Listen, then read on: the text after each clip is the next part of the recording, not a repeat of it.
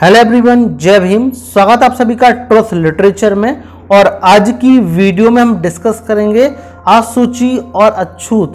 यहाँ पर अशुचि का मतलब होता है अपवित्रता, तो हम बोल सकते हैं अपवित्रता और अछूत, जो कि अध्याय नंबर 15 है, अछूत कौन और कैसे, रिटन बाय डॉक्टर बाबा साहब अम्बेडकर। तो आइए शुरुआत करते हैं। इस वीडियो में 4 पार्ट्स हैं, हम बोल सकते हैं इस चैप्टर में 4 पार्ट्स हैं, जिसमें कि हम 3 पार्ट्स के बारे में जानेंगे। एक पार्ट हम नेक्स्ट वीडियो में कवर करेंगे। आइए शुरुआत करते हैं। लिखते हैं, अस्पष्टता अस्तित्व में कब आई? कट्टर या रूढ़िवादी हिंदुओं का कहना है कि यह अत्यंत प्राचीन काल से चली आ रही है।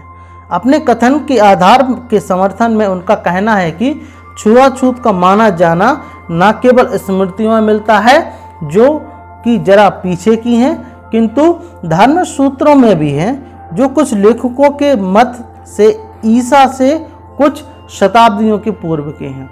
छुआछूत की उत्पत्ति का अध्ययन करने के लिए जिस प्रश्न से आरंभ करना होगा वह यह है कि क्या यह प्रथा इतनी पुरानी है जितनी पुरानी यह कही जाती है? इस प्रश्न का उत्तर देने के लिए हमें धर्म सूत्रों का निरूपण करना होगा, जिससे हम इस बात का निर्णय कर सकें कि जब धर्म सूत्र अपवित्रता और अछूतों की बात करते हैं तो इसका तात्पर्य क्या है। क्या वे जिस वर्ग के लिए अछूत शब्द का प्रयोग करते हैं वह उन्हीं अर्थों में है जिन अर्थों में आज अछूत शब्द का प्रयोग करते हैं? तो इस चैप्टर में स्पष्ट किया गया है कि जो धर्म सूत्रों में जो अछूत का उपयोग करते हैं अपवित्रता का, क्या वही है जो आज करते हैं? तो देखते हैं क्या लिखते हैं कि पहले प्रश्न को ही लें। तो पहला प्रश्न क्या है कि धर्म सूत्रों का निरूपण करने से निसंदेह इस बात का पता चलता है कि, मतलब लगता है कि उनमें से एक वर्ग का वर्णन है जिसे वे अस्पष्ट कहते हैं। इसमें भी कोई संदेह नहीं है कि अस्पष्ट शब्द का अर्थ अछूत है। तो भी यह प्रश्न बाकी रहता ही है कि क्या धर्म सूत्रों के अस्पष्ट वे ही हैं जो आधुनिक भारत के अस्पष्ट हैं? तो इसमें स्पष्ट जो क्वेश्चन है क्या है कि जो धर्म सूत्रों में जो अछूत हैं, अस्पष्ट हैं, वे ही हैं जो कि अभी हैं। यह प्रश्न महत्वपूर्ण बन जाता है जब हमें मालूम होता है कि धर्म सूत्र ऐसे ही और कई शब्दों का प्रयोग करते हैं, जैसे अनत्य, अनत्यज या अनत्यवासिन तथा वाहवाद की स्मृतियों में भी इन शब्दों का प्रयोग किया गया है। किन किन भिन्न भिन्न अर्थों में प्रयुक्त किया गया है, इसे जान लेना उपयोगी होगा। नीचे की तालिका से यह उद्देश्य पूरा होता है। तो आइए देखते हैं, जो कि ये लिस्ट है। तो जो पहला जो यूज हुआ है स्पष्ट का धर्म सूत्र स्मृति में, जो कि विष्णु में हुआ 5:114 में। स्मृति कौन सी है? जिसमें हम बोल सकते हैं कात्यायन मंत्र 433-773। जो कि जो अनत्य का शब्द का यूज हुआ है, जो वशिष्ठ धर्म सूत्र जो 1630 और आप स्तंभ धर्म सूत्र जो 1:3 में हम यूज कर सकते हैं, मतलब देखा है हमने। ऐसे ही इसमें मेंशन है स्मृति, जो कि मनुस्मृति है, जो कि 4:79 और 8 जो कि 68 में हम देख सकते हैं इसका यूज हुआ है। जो याज्ञवल्क्य स्मृति है 148 और 197 में यूज हुआ है। अत्रि 25 में, लिखित 92। जो वह का यूज हुआ है शब्द का, वह आप स्तंभ 1:2, 39, 18 और विष्णु धर्म सूत्र में हम देख सकते हैं। मनुस्मृति में 2:8 में और नारद स्मृति में भी हम देख सकते हैं 1:155। अब देखते हैं अंत्यवासिन का कब यूज हुआ है। तो गौतम धर्म सूत्र में भी इसका यूज हुआ है, जो कि 31, 23, 32 और वशिष्ठ धर्म सूत्र में भी 18:3 में यूज हुआ है। स्मृति मनु ने क्या यूज है? मनुस्मृति में भी आप देख सकते हो 4:79 और 10:39। महाभारत का शांति पर्व में भी यूज हुआ है 141 और 29-32 में। और मध्य मांगरिस जो मितक्षरा का में उद्धृत है, जो कि 3:280 में हम देख सकते हैं। अनत्यज शब्द का भी यूज हुआ है, जो विष्णु धर्म सूत्र उसमें देख सकते हो 36:7 में। मनुस्मृति में भी देख सकते हो 461 और 8 279। याज्ञवल्क्य स्मृति में भी अनित्य शब्द मिलता है 12 और 73 में, और जो कि बृहदम स्मृति और याज्ञवल्क्य पर मृदक्षा में उद्धृत है जो स्मृति है उसमें जो 3 260 में भी देख सकते हो। बाकी अत्रि स्मृति 199, वेद व्यास 1:12 में हम देख सकते हैं। ये हमारे साथ लिस्ट है, तालिका है, जो भी हम बोलना चाहें बोल सकते हैं। अब देखते हैं दूसरा प्रश्न। दूसरा प्रश्न है कि क्या अनित्य, अनित्यज, अंतर्वासन तथा वाह्य शब्दों से कहीं बोध होता है कि जो अछूत है, मतलब अछूत से जो अर्थ है दूसरे शब्दों में, क्या यह एक वर्ग के लोगों के लिए भिन्न भिन्न नाम है? तो प्रश्न दूसरा है कि जो अनित्य है, अनित्यज है और अंतवासन है, अनित्यवासन है जो बाह्य शब्दों में जिनका उपयोग होता है, जो अछूत समझते हैं, दूसरे शब्दों में इनका यूज भिन्न है, देखते हैं। तो उत्तर यह है कि यह दुर्भाग्य की बात है कि धर्मसूत्र इस प्रश्न का उत्तर देने में असमर्थ है। अस्पष्ट शब्द 2 जगह आता है, पहला एक सूत्र में एक बार, फिर स्मृति में एक बार, लेकिन एक भी जगह उन जातियों की गिनती नहीं की गई है जिनका यह शाब्दिक घोतक है। यही स्थिति अनित्यज शब्द के बारे में है। यद्यपि अनित्यज जो अनित्य शब्द 6 जगह आया है, 2 सूत्रों में और 4 स्मृतियों में, लेकिन उनमें किसी स्थल पर भी यह नहीं लिखा कि इस शब्द के अंतर्गत कौन कौन सी जातियां आती हैं। इसी तरह वाह्य शब्द 4 जगह आया है, 2 सूत्रों में और 2 स्मृतियों में। जो अंतर्वासिन और अनित्यज ये दोनों शब्द अपवाद के रूप में हैं, किंतु यहाँ भी किसी धर्म सूत्र में उनकी गिनती नहीं है, केवल स्मृतियों में उनकी गिनती है। जो अंतवासिन की गिनती जो मंद मंगिस नामक स्मृति में दी गई है, और अनित्यज की अत्रि स्मृति तथा वेद व्यास स्मृति में भी कौन है यह नीचे की तालिका से स्पष्ट हो जाएगा। तो यह भी एक तालिका है जो कि जो अनित्यवासिन और अनित्यज में। तो पहले देख लेते हैं मध्य मंगरस, जो कि कौन कौन सी जातियां हैं बोल सकते हैं। चंडाल, शपक, छत्र, सूत्र, वैदेहिक, मगध और जो अयुग्म। अनित्यज देखते हैं अत्रि वेदव्यास में, नट, मेद, भिल्ल, रजक, चर्मकार, बुरुद और कैवर्त वेदव्यास में। चंडाल, शपक, नट, मेद, भिल्ल, रजक, चर्मकार, विराट, दास, भट्ट, कौलिक और पुष्कर। तो ये जातियां हैं जो कि हम देख सकते हैं जो अनित्यज जो वेदव्यास में, अत्रि में यूज हुआ है इन शब्दों का। उक्त तालिका से स्पष्ट है कि जहाँ तक अंतर्वासिन और अनित्य शब्दों के प्रयोग की बात है, उनमें ना तो कहीं कुछ निश्चयात्मक है और ना कहीं किसी प्रकार का अर्थ साम्य ही है। उदाहरण के लिए चांडाल और शपाक दोनों ही जो मध्य मंगरिस और वेद व्यास के अनुसार अंतवासिन और अनित्यजों में भी गिने गए हैं, लेकिन जब मध्य मंगरिस और अत्रि के साथ तुलना की जाती है तो यह भिन्न श्रेणियों में विभक्त दिखाई देते हैं। यही बात अनित्यजों के लिए भी सत्य है। उदाहरण के लिए वेद व्यास के अनुसार चांडाल और मतलब दूसरा शपक अनित्यज हैं, किंतु अत्रि के अनुसार वे अनित्यज नहीं हैं।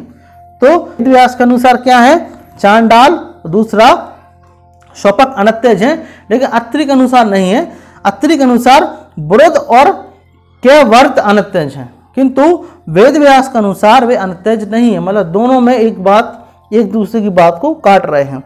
फिर वेद व्यास के अनुसार देख लेते हैं, पहला विराट, दूसरा दास, तीसरा भट्ट और चौथा कौलिक, पांचवा पुष्कर अनित्यज हैं। तो ये वेद व्यास के अनुसार ये 5 जातियां हम बोल सकते हैं अनित्यज हैं, किंतु अत्रि के अनुसार नहीं। इसका सार इतना ही है, ना तो धर्म सूत्रों से ही हमें यह निश्चय करने में कुछ सहायता मिलती है कि अस्पष्ट कौन थे, और ना ही स्मृतियों में। इसी प्रकार धर्म सूत्र और स्मृतियां इस बारे में भी हमारे कुछ सहायता नहीं करती जो वर्ग अंतर्वासिन, अनित्यज और बाह्य कहलाते थे। अस्पष्ट थे ही नहीं, अथवा थे अथवा नहीं?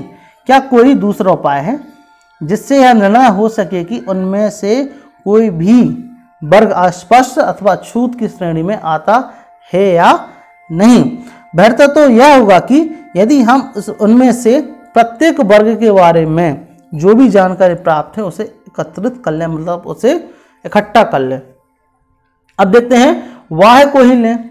वे कौन हैं, वे क्या हैं, क्या वे अछूत हैं? मनु ने उनका उल्लेख किया है। उनकी स्थिति समझने के लिए मनु की सामाजिक वर्गीकरण की योजना का उल्लेख करना आवश्यक है। मनु लोगों को अनेक वर्गों में विभक्त करता है। पहले तो वह है, पहला वैदिकों, दूसरा दस्युओं का वर्गीकरण करता है। इसके आगे वह वैदिकों के 4 उप वर्गों में विभाजित करता है। पहला क्या है, जो चातुर्वर्ण के भीतर है, दूसरा जो चातुर्वर्ण के बाहर है, तीसरा ब्रात, पांचवा पतित या जाति से बहिष्कृत। कोई आदमी चातुर्वर्ण के अंदर गिना जाए या नहीं, वह इस बात पर निर्भर करता था कि उसके माता पिता का वर्ण क्या है। यदि वह समान वर्ण के माता पिता की संतान है तो वह चातुर्वर्ण के अंदर गिना जाता था। यदि वह अलग अलग वर्ण के माता पिता की संतान हुआ, उसे जिसे मिश्रित विवाह का परिणाम कह सकते हैं, मतलब अलग वर्ण का, मान के चलो एक ब्राह्मण है दूसरा शूद्र है, तो वह मिश्रित विवाह परिणाम हो गया। अथवा जिसे मनु का वर्ण संकर कहता है, तो वह चातुर्वर्ण के बाहर माना जाता था। जो चातुर्वर्ण के बाहर माने गए हैं, मनु ने उसके फिर 2 भेद किए। पहला अनुलोम, दूसरा प्रतिलोम। अनुलोम वे जिनके माता पिता ऊंचे वर्ण के किंतु माता नीच वर्ण की, और प्रतिलोम वे उल्टे, अर्थात जिनकी माता ऊंचे वर्ण की और पिता नीचे वर्ण का। यद्यपि चातुर्वर्ण के बाहर होने के कारण अनुलोम तथा प्रतिलोम दोनों समान ही थे, तो भी मनु ने दोनों में भेद किया। अनुलोमों को वह वर्ण वाह अथवा केवल वाह बाहर कहता है, और प्रतिलोम को हीन। हीन वाह लोगों से निचले दर्जे के हैं, लेकिन ना वाह ही मनु की दृष्टि में अछूत है और ना हीन। अनत्यों का एक वर्ण के रूप में मनुस्मृति के श्लोक 4.79 में उल्लेख किया गया है, किंतु मनु उनकी गणना नहीं करते। मेघातिथि ने अपने भाष्य में बताया है, जो मेघातिथि है उसने अपने भाष्य में बताया है कि अनत्य का अर्थ म्लेच्छ है, जिसे भेद इत्यादि। बुलहर ने अनत्य का अनुवाद हीन जाति के आदमी के रूप में किया है। इस प्रकार अनत्यों अछूत होने की किसी तरह पुष्टि नहीं होती। अधिक संभव यही है कि यह नाम उन लोगों को दिया गया था जो गांव के अंत में रहते थे। उनको नीच जाति के गिने जाने के कारण, जो बृहदारण्यक उपनिषद की कथा में आता है, जिनका काणे ने उल्लेख किया है, जो कि जो बृहदारण्यक उपनिषद है, बृहदारण्यक उपनिषद है, उसकी कथा में आता है। क्या है बृहदारण्यक? देवताओं और असुरों में संग्राम हुआ। देवताओं ने सोचा कि वे उदगीय या उद्गीन तक द्वारा असुरों पर विजय हो सकते हैं। उनमें उदाहरण है कि इस देवता प्राण ने पाप जो इन जातियों के लिए मृत्यु था को उन देवों वाक आदि के एक और फेंक कर देवताओं के अंत में पहुंचा दिया। इसलिए किसी को आर्यों की सीमा के बाहर नहीं जाना चाहिए, न दिशा के अंत में, गैर निवासियों के अंत में। उसे यह विचार करना चाहिए कि ऐसा करने से वह पाप मान अर्थात काल के कराल के गाल में जा सकता है। तो ऐसा इसमें कथा है। जो अनत्य शब्द का अर्थ इस उद्धरण में आने वाले दिशाम अंत के अर्थ में आया है। यदि दिशाम अंत का अर्थ गांव की सीमा के सिरे पर लिया जा सकता है और उसे खींचतान कर निकाला हुआ अर्थ ना समझा जाए, तो अनत्य शब्द के मूल अर्थ की कुछ व्याख्या हमारे हाथ लग जाती है। इससे यह अर्थ नहीं निकलता कि जो अनित्य लोग अछूत हैं। इससे इतना ही अर्थ निकलता है कि वे गांव की सीमा पर रहते थे। जहां तक अनित्यजों की बात है, उनके बारे में जो कुछ हम जानते हैं वह उनके अछूत होने की बात का खंडन करने के लिए पर्याप्त है। इन कुछ बातों की ओर ध्यान दिया जा सकता है। महाभारत के शांति पर्व 109.9 में अनित्यजों के सैनिक होने का उल्लेख है।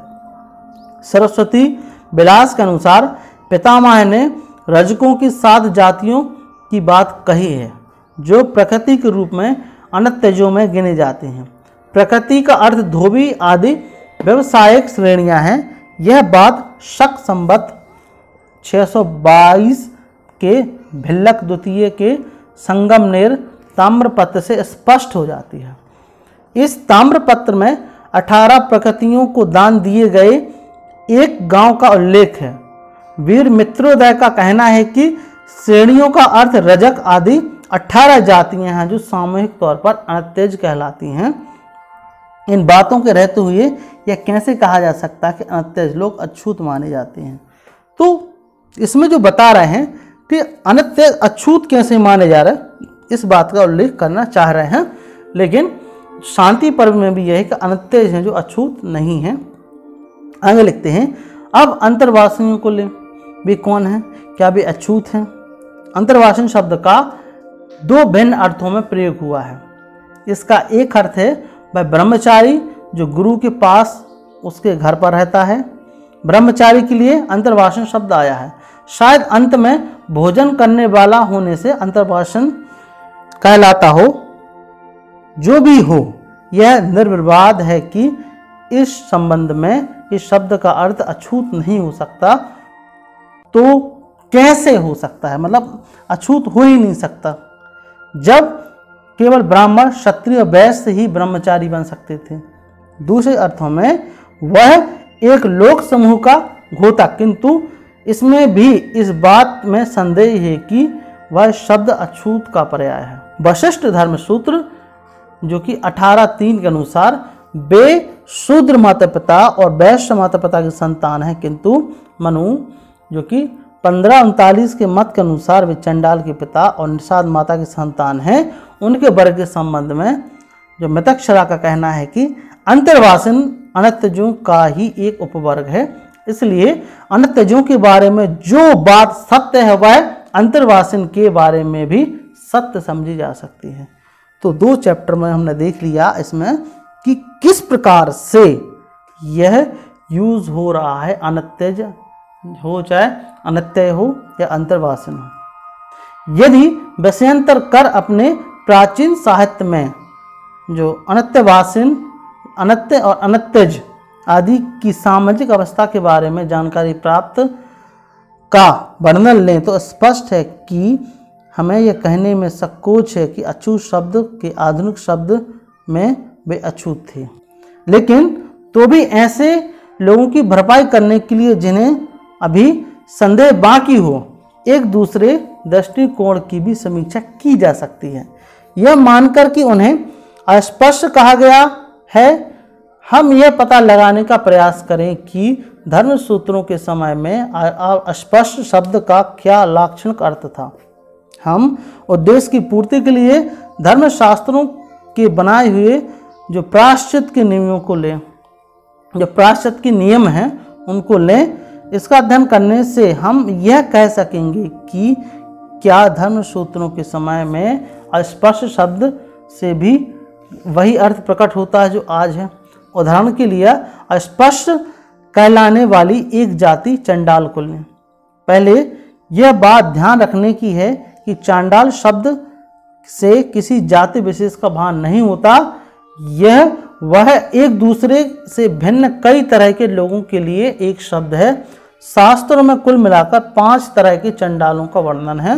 वे हैं, पहला शूद्र पिता और ब्राह्मण माता की संतान, दूसरा कुंवारी कन्या की संतान, तीसरा सगोत्र स्त्री की संतान, चौथा सन्यासी होकर पुनः ग्रस्त होने वालों की संतान, पांचवा नाई पिता और ब्राह्मण माता की संतान को क्या कहा गया है? चंडाल।